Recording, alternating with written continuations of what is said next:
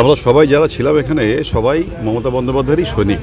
সুতরাং তার যে আদর্শ সেটাকে পাথেয় করে আমাদের পথ চলা।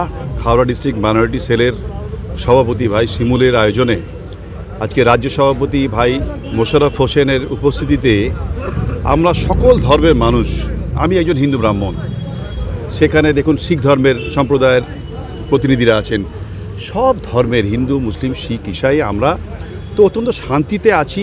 পশ্চিমবঙ্গে যে সাম্প্রদায়িক সম্প্রীতি নিয়ে আমরা বাস করেছি চিরকাল, যেটা বাংলার ঐতিহ্য, সেই ঐতিহ্যকে রক্ষা করার দায়বদ্ধতা আমাদের সকলের।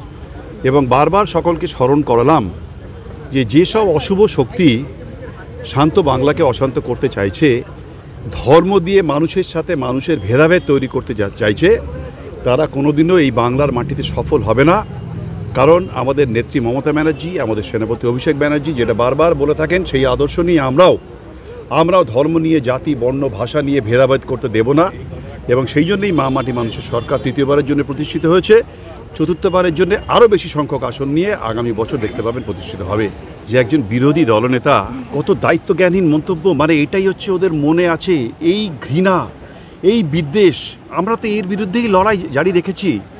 আমরা সম্প্রীতির বাণী, আমরা ভালোবাসার বাণী ছড়িয়ে দেওয়াই হতো আমাদের দলের আদর্শ সব ধর্মের জন্যে। কিন্তু তারা পার্টিকুলারলি একটা ধর্মকে বারবার টার্গেট করছে, যাতে এই শান্ত বাংলাকে অশান্ত করা যায়, যাতে হিন্দু মুসলিম দাঙ্গা লাগিয়ে দেওয়া যায়।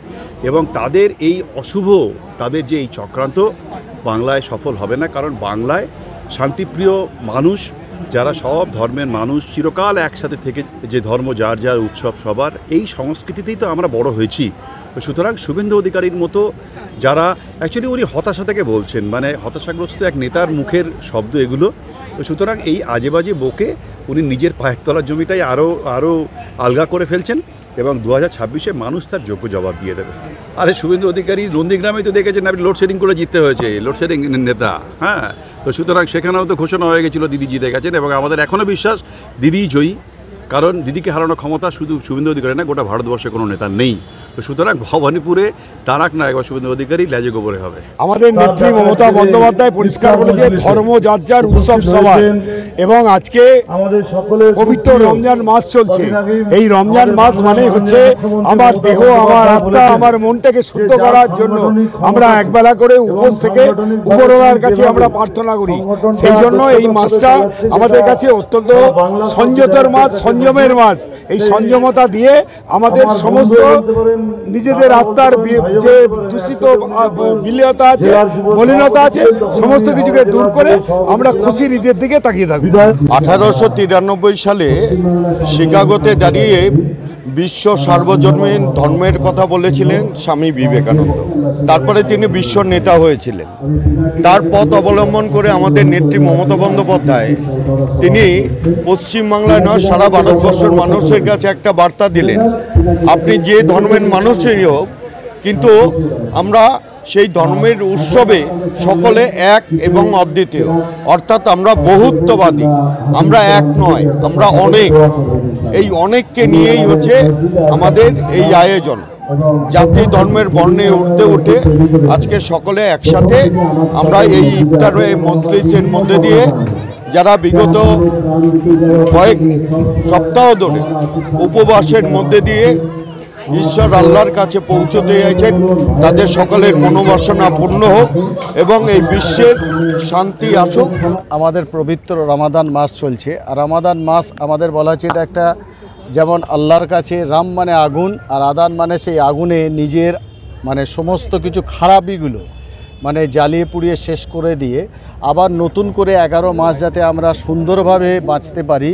এবং ঈশ্বরের আরাধনা, মানে আল্লাহ বলুন, ঈশ্বর বলুন, গড যাই বলুন, সেই স্রষ্টা যিনি সৃষ্টি করেছেন, সৃষ্টিকর্তা, সেই সৃষ্টিকর্তার কথা মতো আমরা চলতে পারি, জীবনযাপন করতে পারি। সেই কারণেই রামাদানের মাস। আর একটা দিকে হচ্ছে রামাদানের মাস this month is for charity. কারণ আমরা আমাদের জাকাত, আমরা মানে আমাদের জাকাত এই বছরে এই মাসেই বার করি। কারণ এই মাসে বলা হচ্ছে আমি যদি 1 টাকা দিই, আমরা 1 লাখ টাকা দেবার স্বভাব পাবো। সেই কারণে আমরা বেশি করে বেশি চ্যারিটি দিই। আর এই ইফতারের পার্টির মাধ্যম দিয়ে আমরা একটাই বোঝাতে চাইলাম, ভারতবর্ষের একটা অশুভ শক্তি যারা ভারতবর্ষের কনস্টিটিউশনটাকে ধ্বংস করছে, ভারতবর্ষের সার্বভৌমত্বটাকে ধ্বংস করছে, ভারতবর্ষের সম্প্রীতিটাকে যারা ধ্বংস করছে, তাদের বিরুদ্ধে আমাদের এই মেসেজ। স্টেজে আমাদের হিন্দু ধর্মের মানুষ ছিল, ইসলাম ধর্মের ইমাম ছিল, মৌলানা সাহেব ছিল, শিখ সম্প্রদায়ের মানুষ ছিল। এটা প্রমাণ করে যে ভারতবর্ষ কোনো ধর্মের ভিত্তিতে নয়, ভারতবর্ষ মানবতার বন্ধনে বেঁধে আছে। যারা ধর্মের ভিত্তিতে আমাদের ভাগ করতে চাইছে, ভাঙতে চাইছে, তাদেরকে আমরা ঐক্যবদ্ধভাবে ভেঙে তছনছ করে দেব। এই অনুষ্ঠানে উপস্থিত ছিলেন আমাদের হাওড়া জেলা তৃণমূল সংখ্যালঘু যিনি সভাপতি, ডোমজুড়ের স্বনামধন্য বিধায়ক কল্যাণ ঘোষ মহাশয়।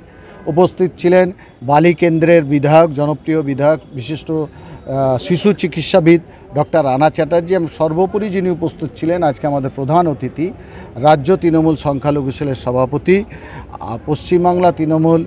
Paschimbangla minority development finance and কর্পোরেশনের যিনি চেয়ারপারসন, আর বাংলার সফল মুখ্যমন্ত্রী জননেত্রী মমতা বন্দ্যোপাধ্যায়ের যিনি এখন সবচেয়ে বেশি স্নেহের, সেই মোশাররফ হোসেন মহাশয় উপস্থিত ছিলেন। এখন আমি তো এখন খুব করুণা হচ্ছে, যে বিরোধী দলনেতা তার কথা শুনে করুণা হচ্ছে, যে মুসলমানদের যারা বাংলাদেশি কি পাকিস্তান কিংবা টেররিস্ট বলে, তারা ইতিহাস জানে না। কারণ দারুল উলুম দেওবন্দ বলে একটা মাদ্রাসা তৈরি হয়েছে, যে মাদ্রাসা দেশ স্বাধীন করার সূচনা শুরু করেছিল। যারা না থাকলে ভারতবর্ষ স্বাধীন হতো না।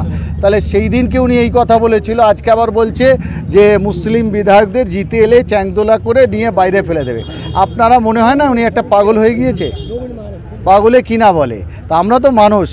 সেই বলে না, একটা কথা আছে কবিগুরু রবীন্দ্রনাথ ঠাকুরের ভাষায়, কবির ভাষায় বলি যে কুকুরকে যদি কামড়ায়, মানুষে কি কুকুরের কাজ করলে শোভা দেয়? আমরা মানুষ, তাই আমরা ওনাকে কিছু বলবো না। আমরা একটাই বলবো গণতান্ত্রিক পদ্ধতিতে আমরা আবার ওদের পরাস্ত করব, আর নিশ্চিত করে দেবো যে নিজে থেকে রাঁচিতে গিয়ে ভর্তি হয়ে যায়। মনে হয় না যারা এই কথা বলছে তারা মূর্খের সঙ্গে বাস করছে? মমতা বন্দ্যোপাধ্যায় এমন একজন নেত্রী যিনি কালীঘাটের মন্দিরেও পুজো দেয়, আবার যিনি গুরুদুয়ারাও গিয়ে দেখা করে, এবং যিনি চার্চেও যায়, তার মানে হচ্ছে উনি মুখ্যমন্ত্রী। She is a secular chief minister. A chief minister is not bound to obey only one religious person. She is chief minister of Hindu, chief minister for Muslims, chief minister for Sikh, chief minister for Buddhist also. Then she can go each and every religious person's program. তো এর জন্য যারা বলে, আমি বলি তারা মূর্খের সঙ্গে বাস করছে। তারা ভারতবর্ষের সার্বভৌমত্ব বোঝে না, ভারতবর্ষের কনস্টিটিউশন বোঝে না।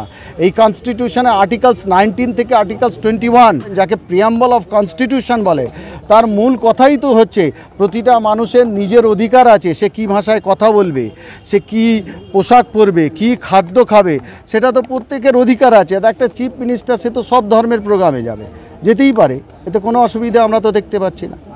আমার নাম শেখ গুলাম মুরসালিন, আমি হাওড়া জেলা তৃণমূল সংখ্যালঘু সেলের সভাপতি।